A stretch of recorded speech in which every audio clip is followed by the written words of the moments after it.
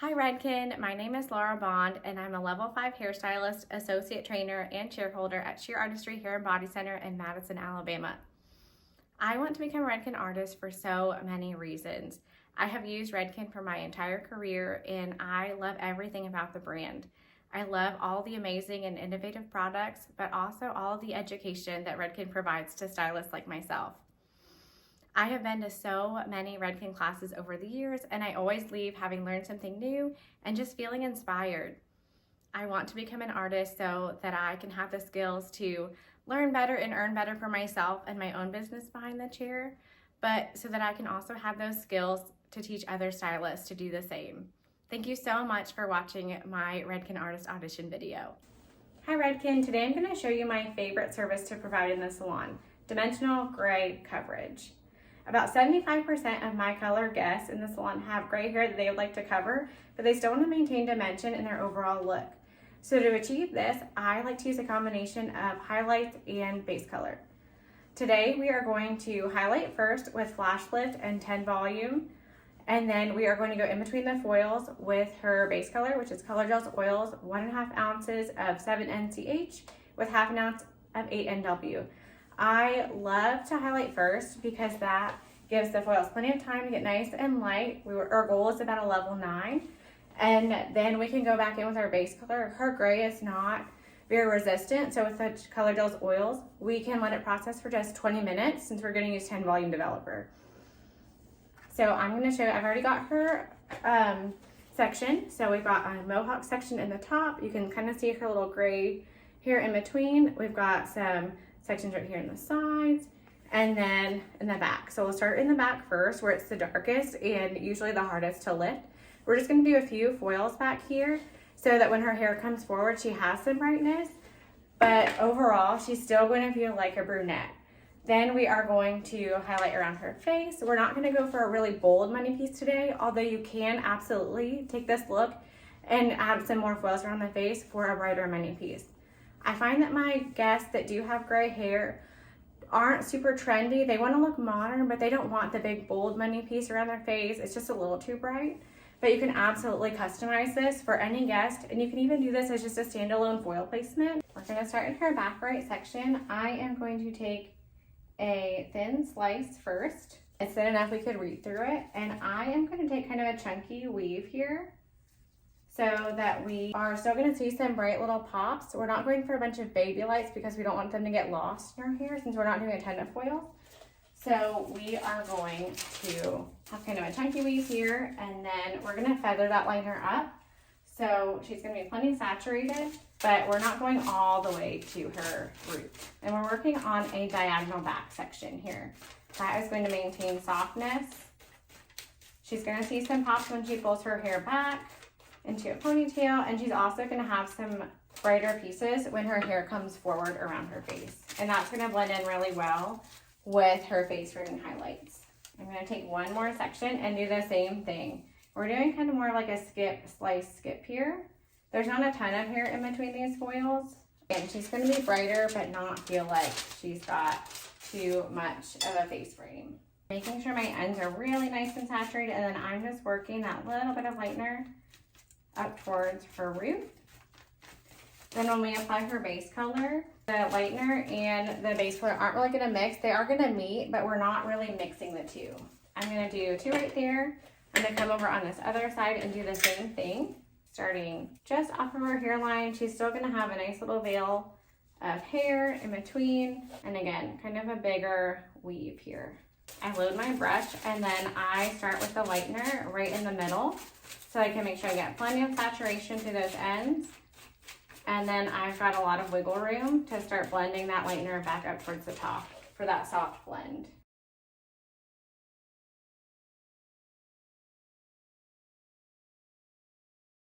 Fold my foils into these little packets so that all that hair is as close to their scalp as possible, so it gets nice and warm from the body heat, because we don't want to put this under the dryer, but we do want that little bit of warmth from her scalp to help with lift. I'm going to go right back on top of that section with another foil. Again, loading the brush and starting in that middle So we're nice and saturated to the ends, and then we are just feathering that up closer to her zone 1.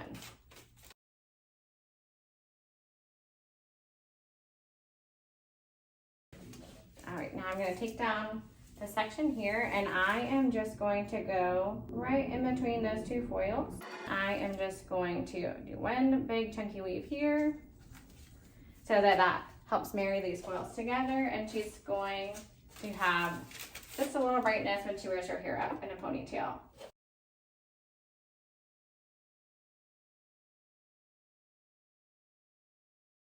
And I'm going to take a diagonal section here right in front of her ear. Put that out of the way. And these highlights, I'm not going to do so chunky. I'm just going to give kind of a standard weave here. I'm making sure she still has a little bit of hair here so that she's not too bold and bright. And then put up my brush. But these foils, I'm still going to feather, but I'm going to get pretty close to the root. I'm going to go right to the top of my foil because we do want these pieces to come a little bit closer to her root. Still using the corner of my brush just to paint softly up to that root and feather. I like to be really, really detailed around the hairline because that's what your guest is gonna see right at their face. You're gonna have plenty of saturation, and naturally people are brighter around their face, so you wanna make sure that we can replicate that sun-kissed look. I'm gonna do another foil, leaving about 1/8 of an inch. We're still on that diagonal and doing a standard weave here. I want to make sure I do pick up some hair really close to her face so that she has a little bit of brightness right there. But by keeping a smaller weave, we're going to see her highlights, but they're not going to overpower the look. You want to keep your sections really, really clean, especially when you're going to go back in between with a base color.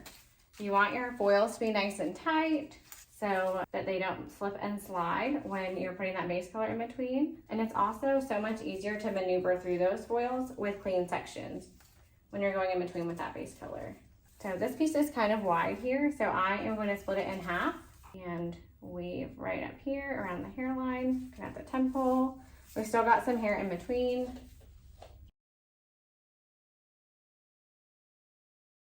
And make sure I'm painting all sides. Got good saturation. If their hair is really long, you can add an extra foil or use extra long foils. But if it's just barely longer than the foil, I think it's safe to just kind of scoop it, lay it over, and make sure you've got all sides saturated. Behind that one to complete the row. And this is more horizontal. I'm going to take a bigger weave again, like I did in the back. And it's horizontal, so it's gonna lay a little heavier versus the diagonal here where that's gonna soft and go away from her face. This is gonna give us a little sheet right there and connect those foils here, up here, so we don't have a black hole right there. This foil, I'm gonna kind of balayage it again, like we did in the back. I'm gonna go all the way up here in this corner so we don't get that black hole.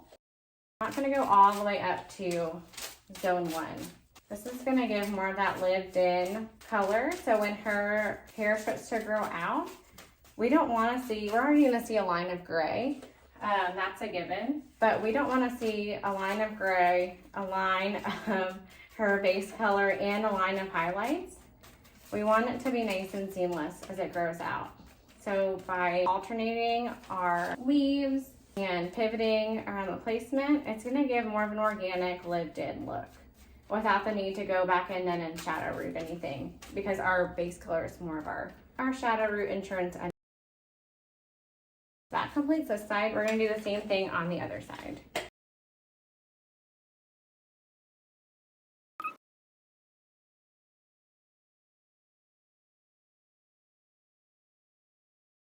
Now we're going to move on to her top section. If you remember, it wasn't a horseshoe.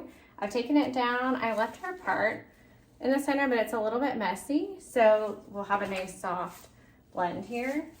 I am going to take and lift up that hair, and we're going to follow her hairline.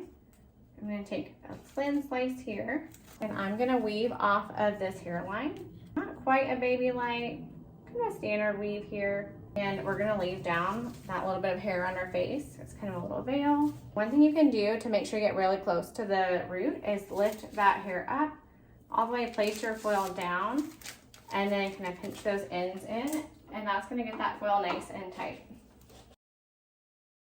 Saturate all the way down. Now I'm gonna work my way back up. These I am taking all the way to the root. I like to blur a little bit still, but that lightener is coming all the way up to the top of the foil. When I foil, I like to leave a nice little lip here so I can get my fingers underneath to support the foil. You could also use a board if you want to. And that's just gonna help stabilize your foil so you can keep it nice and tight. And then you can go back in with that lip and tighten it. Crease those ends for a nice little foil. I'm gonna start on a diagonal now. Let's see, right behind that. I wanna make sure all of our foils are kind of connecting so we're not left with any gaps in between those highlights. And then I'm gonna take right behind that just another little weave. There is gonna be some hair in between, but not a lot, just a little bit on these.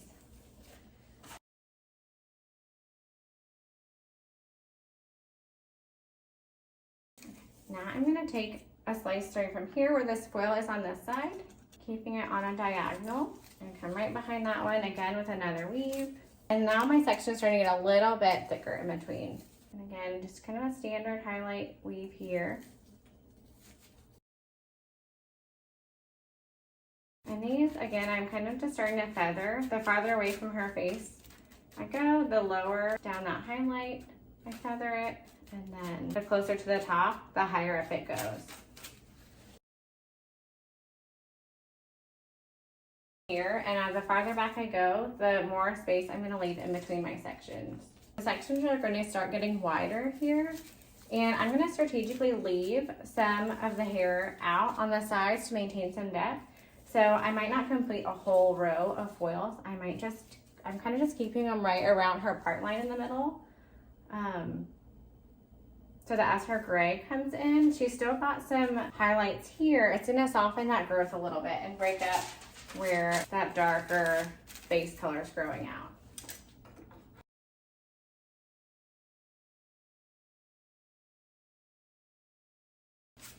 Making sure her foils are nice and tight so they don't split when we go in with her base color.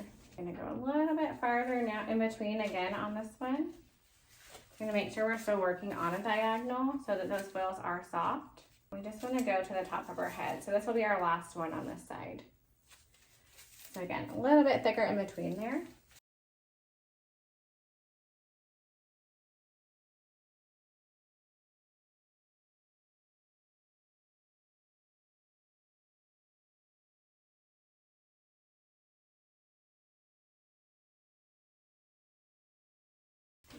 We're gonna repeat the same thing on this side. We're going to lift up that section. And then again, we're just gonna create a little small weave on this section and make sure that we are leaving some hair down around her face. So we want that little bit of hair in between because we're working on a diagonal. That's going to keep our highlights really soft. We're going to see them, especially if she wears her hair curled away from her face. And they're gonna be soft even if it's down and straight, but it's still gonna give some good movement to her hair and some really nice dimension. I'm gonna leave this out right here. That's gonna be just a nice dimension still with her natural color.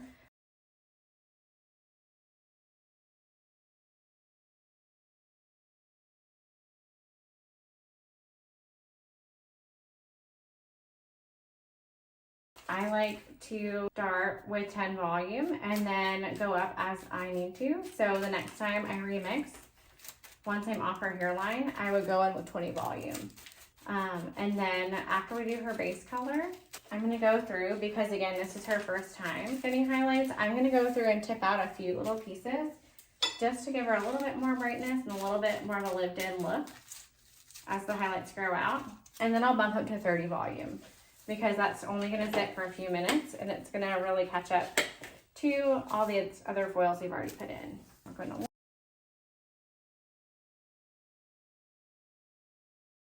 most amount of hair in between. And don't forget, you can always ask your guests to look down, scoot down if you need. If you're short like me, sometimes we need our guests to work with us just a little bit. You can always ask them to move their head, and you can help them move their head like you need. If you just tell them the way you need them to adjust. 9 times out of 10, they are not going to have a problem, not going to have a complaint. They just don't know how you need them to be positioned unless you tell them. Okay, now we finished our foils in that front section. I'm just going to do a few more foils in her crown section. I've lifted away a little bit of hair here so that she doesn't have like a weird line or too many foils right here in the crown. We want to leave a little bit of depth, and I'm going to take a horizontal section and I'm going to go back in with my chunkier weave. They're still thin, so like more like a skip, slice, skip. So you can still reach this section. We're going to get good saturation, but we want this to just kind of lay softly over the back.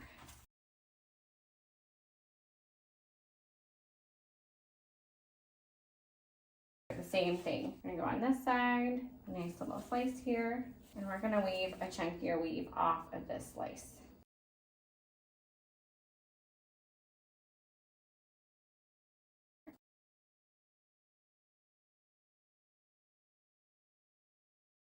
Now that I've completed all her foil work, I'm going to take this hair back down. I'm going to put all of her hair back into natural fall through with her base color application.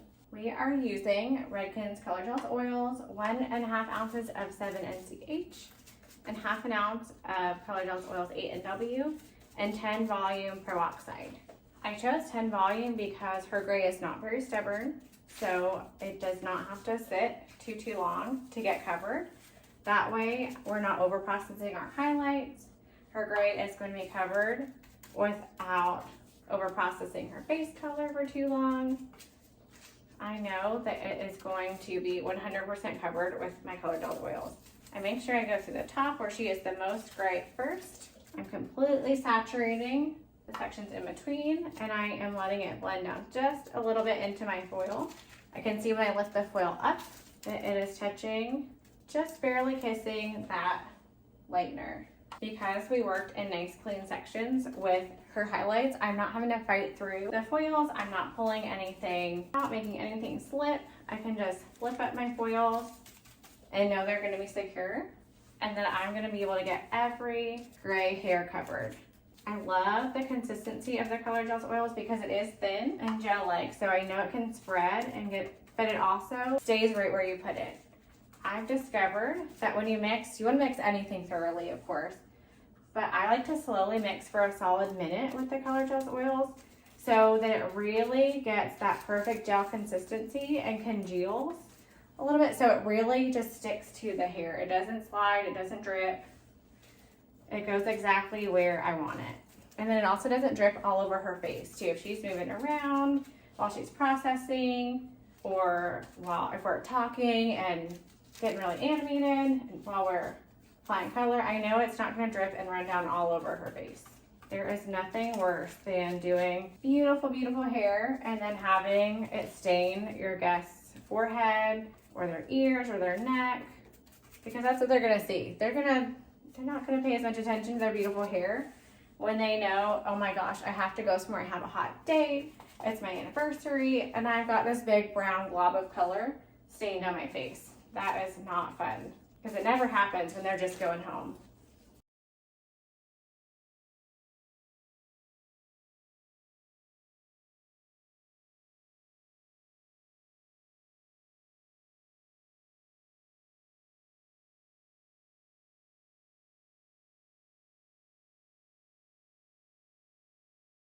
I finished that side. Now I'm going to go in between and make sure I really got that part line. Never hurts to go back and just add a touch more. Go on this side and do the same thing. You can outline your sections like you would with a standard color retouch.